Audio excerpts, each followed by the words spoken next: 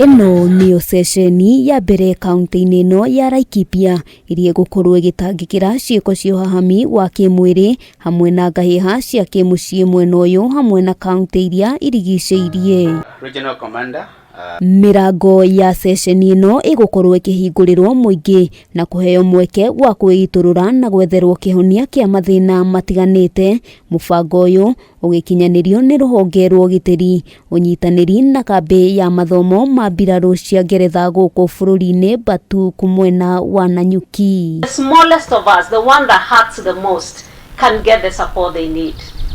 And ladies and gentlemen, we know that when people are affected by SGBV, the most significant thing we can do to support them is to afford them an opportunity to recover in dignity. Muigana wa ciringi mirioni kenda nicio ihuthikite gukinyaniria mubango uyu.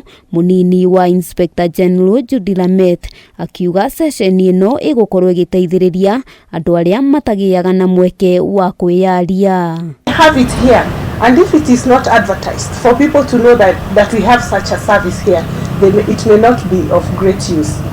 So when people know that something like this is here, they'll be able to come and receive the good services that are there. Kuringana na Lamet, gicunji kia 78 harĩ igana kia andu aria ihoto ciao ciagararirwo hindi ya githurano kia 2017 itiakorirwo ikiandikithio. Undu uyu akiuhithuria waya gukorwo waumanire na andu kwaga umiriru wa kwiiturura.